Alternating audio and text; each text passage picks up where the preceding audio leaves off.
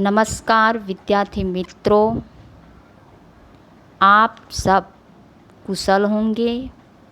घर पर बैठकर सभी विषयों की वीडियो देखें, सभी विषयों में रुचि रखकर पढ़ें। आपको जो सूचना मिले उनका पालन करें। आपको जो गृह कार्य दिया जाएगा वो नोटबुक में लिखना होगा। काव्य नंबर 1, आराधना। पूजा उपासना। कवि वसंत बापट। पकार। पद्य। कवि का परिचय। श्री वसंत बापट का जन्म सन 1922 में हुआ था। उनकी मृत्यु 2002 में हुई थी। वसंत बापट ख्यातनाम कवि हैं। उनका जन्म महाराष्ट्र के सतारा जिले के कराड नामक गांव में हुआ था। पुणे आपकी कर्मभूमि है। राष्ट्र सेवा दल में आप अग्रणी रहे हैं। व्यवसाय से प्राध्यापक रहे। आपके काव्यों में राष्ट्रभक्ति, समाज जागरण एवं मानवीय संवेदनाएं व्यक्त हुई है। सेतु, बिजली, सकीना और करानी, 11वीं दिशा, तेजसी आपकी रचनाएं हैं। कवि वसंत बापट की मराठी रचना का हिंदी में अनुवाद हुआ है। प्रस्तुत प्रार्थना में सत्यम शिवम सुंदरम की भावना के साथ दीन दुखियों की रक्षा करना, मानवता की उपासना करना, भेदभावों को दूर करना, वैर भाव से मुक्त होकर विश्व बंधुत्व की स्थापना करना जैसे वैश्विक मूल्यों को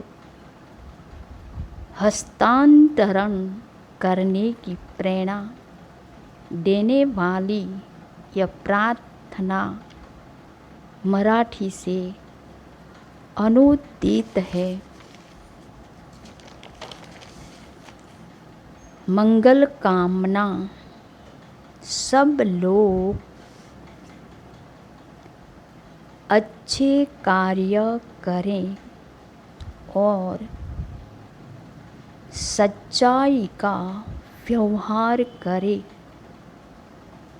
सब भावनाएं सुंदर और विचार कल्याणकारी हो।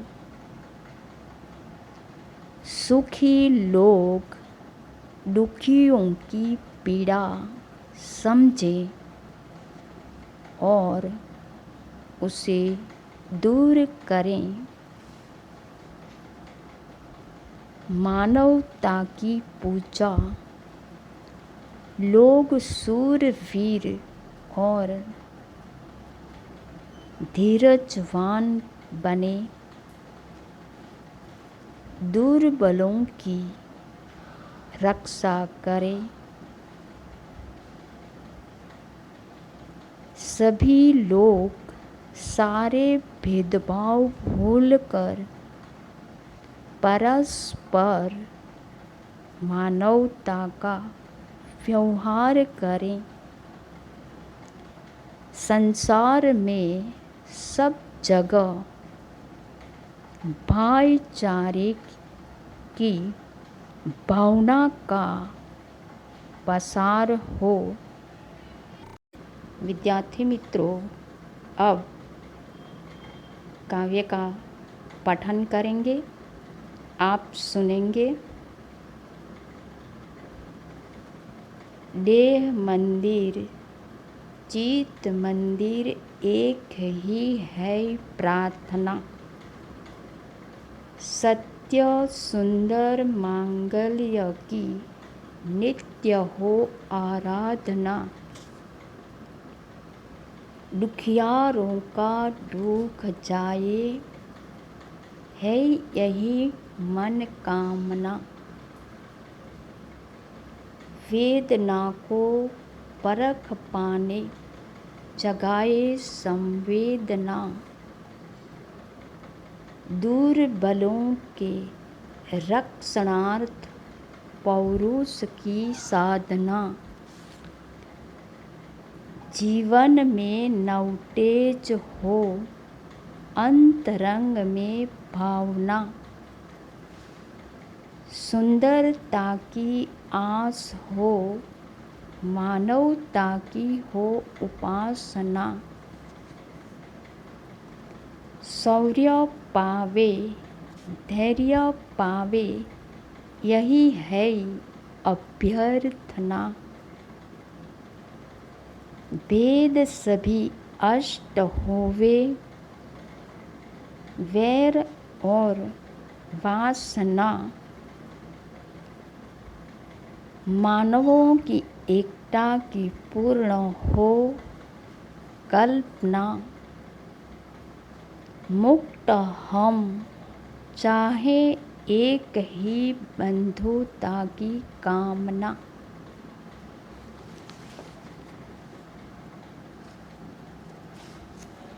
विद्यार्थी मित्रों, अब काव्य की समझौती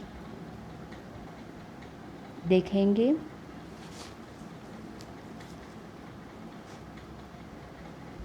देह मंदिर चित मंदिर एक ही है प्रार्थना। सत्य सुंदर मांगल्य की नित्य हो आराधना। कवि इन पंक्तियों में कहते हैं कि मेरी यही प्रार्थना है कि मन और शरीर की बस एक ही प्रार्थना है। देह यानी शरीर, चित यानी मंदिर। कवि कहते हैं कि मेरी यही प्रार्थना है कि मन और शरीर की बस एक ही प्रार्थना है। सत्य सुंदर मांगल्य की नित्य हो आराधना। सभी लोग अच्छे कर्म कार्य करें। सत्य के मार्ग पर चले।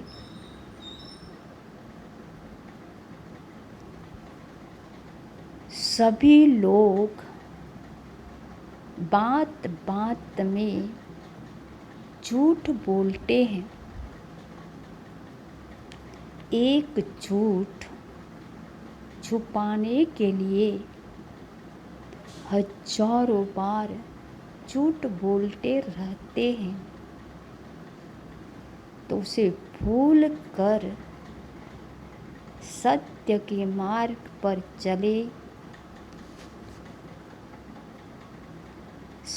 सबके मन में सुंदर विचार आए, सब एक दूसरे के साथ कल्याण की बात सोचे, सब लोग स्वार्थ छोड़कर सबके हित की रक्षा करें।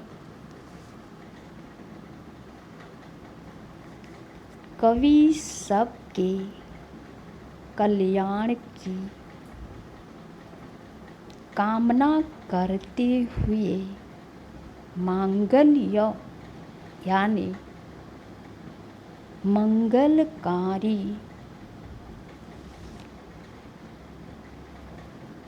नित्य यानी निरंतर मन और तन से आराधना करते हैं।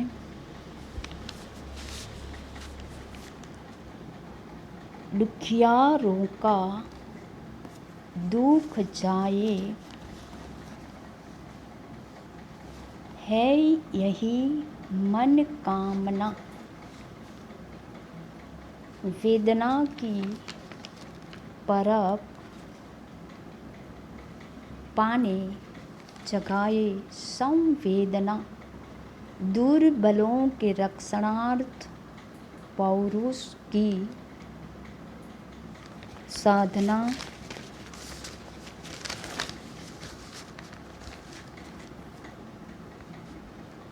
कवि के अनुसार लोगों के जीवन में तरह तरह के दुख आते रहते हैं।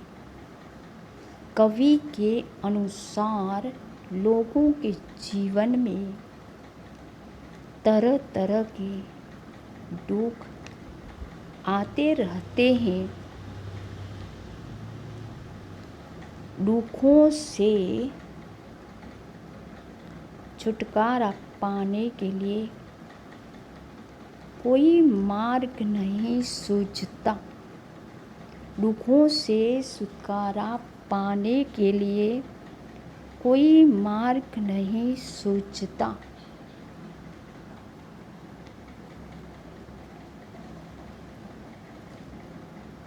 उन लोगों को दूसरों की सहानुभूति नहीं मिलती। वे स्वयं अपने दुखों से मुक्त नहीं हो सकते। वे अपने दुखों से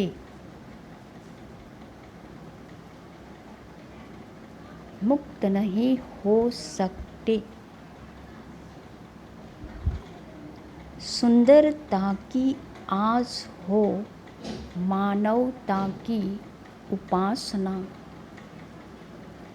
मानवता की उपासना का अर्थ है लोग एक दूसरे की पीड़ा समझे, लोग एक दूसरे की पीड़ा को समझे और उसे दूर करने का प्रयास करे, उसे दूर करने का प्रयास करे।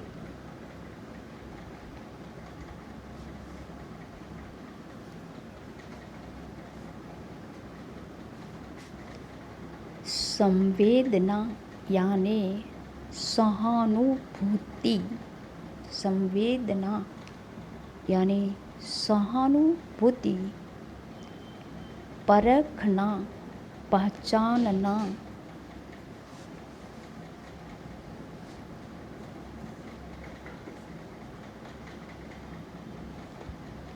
संवेदना के बिना हमें दूसरों की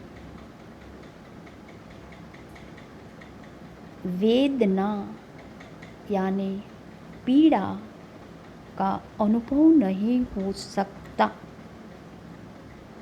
संवेदना के बिना हमें दूसरों की वेदना यानी पीड़ा का अनुभव नहीं हो सकता। इसलिए कवि लोगों में संवेदना जगाना चाहता है। इसलिए कवि लोगों में संवेदना जगाना चाहते हैं। दुर्बल, कमजोर, असहाय, लाचार, अपाहिज लोगों के दुख दूर करना चाहते हैं। दुर्बल यानी कमजोर, असहाय, लाचार, अपाहिज लोगों के दुख दूर करना चाहते हैं।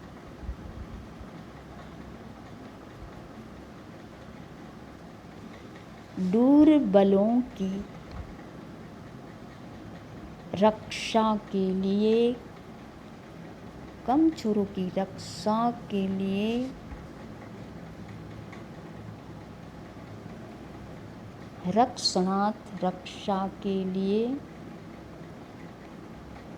पौरुष, मर्दानगी, शक्ति और साहस, दुर्बलों की यानी कमजोरों की रक्षा करने के लिए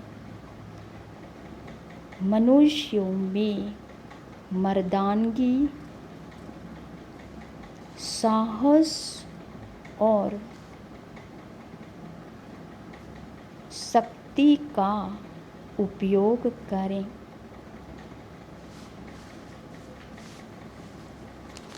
जीवन में नव तेज हो, अंतरंग में भावना, सुंदरता की आस हो, मानवता की हो उपासना, शौर्य पावे, धैर्य पावे, यही है अभ्यर्थना।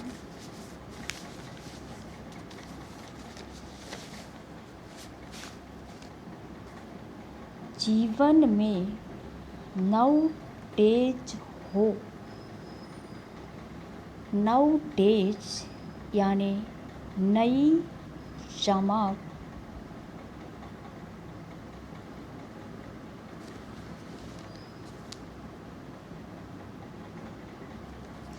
सबके जीवन में नया प्रकाश हो, सभी मनुष्यों के जीवन में नया प्रकाश हो, वह नई चेतना का अनुभव करे।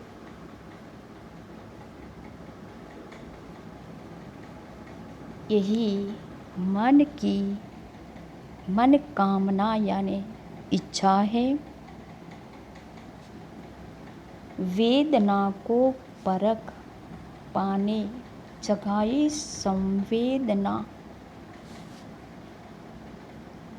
परख यानी पहचानना।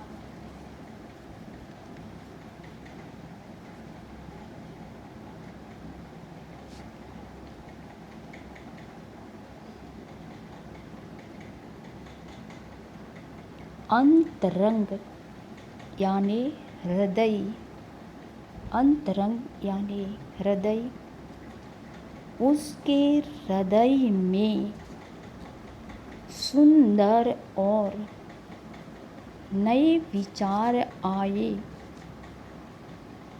उसकी सभी आशाएं पूरी हो, वह मनुष्यता की पूजा करें। वह मनुष्यता की यानी इंसानियत की पूजा करें। सभी लोग धैर्यवान, शूरवीरता, बहादुरी प्राप्त करें। अभ्यर्थना यानी प्रार्थना है, सभी लोग धैर्य और शौर्य प्राप्त करें, यही प्रार्थना है।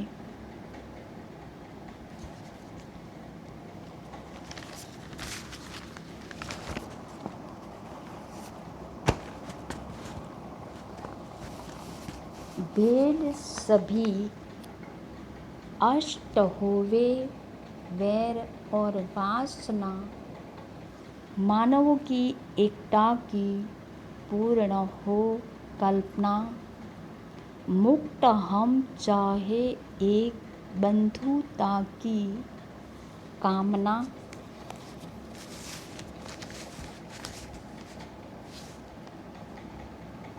संसार में विज्ञान ने बहुत उन्नति कर ली है,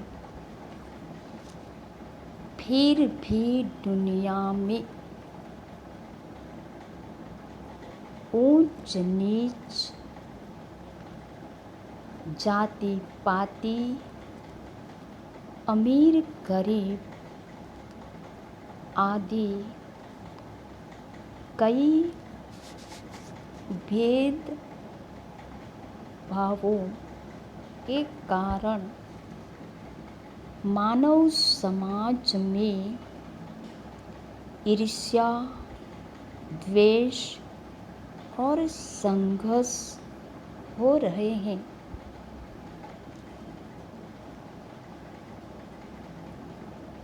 इनके कारण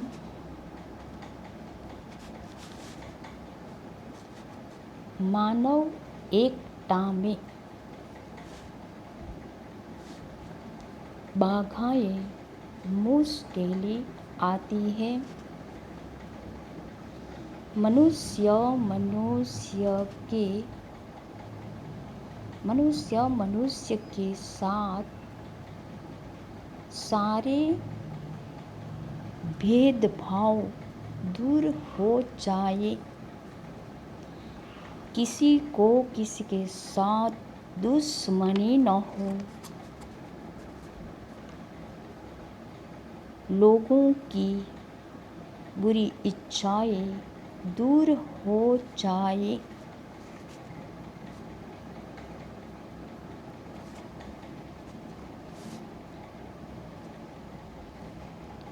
और हमारा विश्व बंधुत्व का सपना पूरा नहीं होता। इसलिए कवि इन भेदों को नाश करने की बात करते हैं। मुक्त हम चाहे एक ही बंधुता की कामना। मुक्त यानी आज़ाद, हम स्वतंत्रता और बंधुता की कामना करते हैं। आज़ादी के समय जिस प्रकार भेदभावों को भूलकर सभी लोगों ने एकता की भावना दिखाई थी। अपने लिए कवि ने अपने लिए कुछ भी नहीं मांगा है। लोगों के लिए ही यही संदेश दिया है कि सभी लोग हिल मिलकर जुल मिलकर रहे, एक दूसरे की मदद करें। यही काव्य पूर्ण होता है। स्वाध्याय के प्रश्न देखेंगे।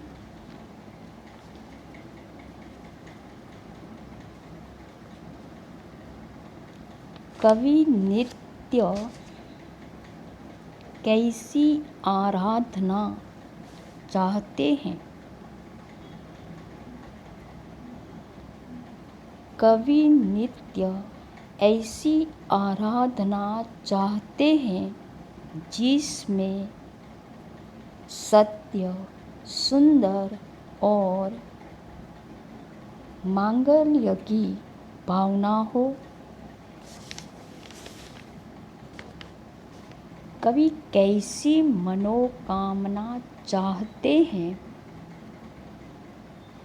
उत्तर, कवि दुखी लोग दुखों से मुक्त हो ऐसी मनोकामना चाहते हैं।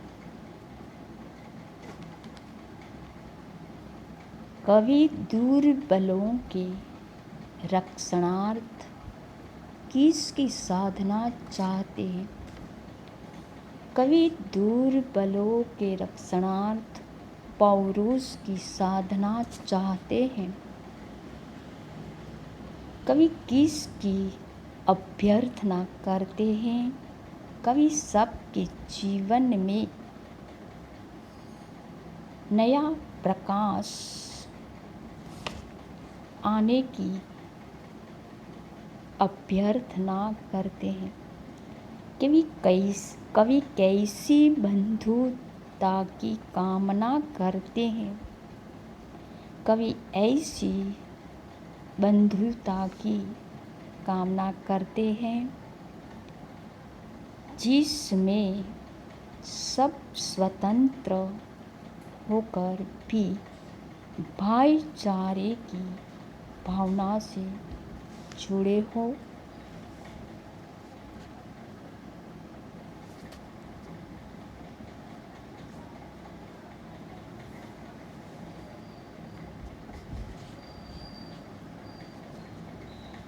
विरुद्धार्थी शब्द लिखिए। दुख, शोक,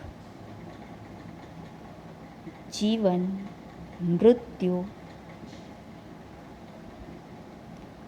अष्ट, अन, सुंदर, असुंदर, एक, अनेक, सत्य, असत्य,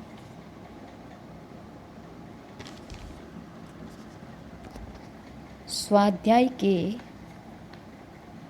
सभी प्रश्न अपनी नोटबुक में लिखना है।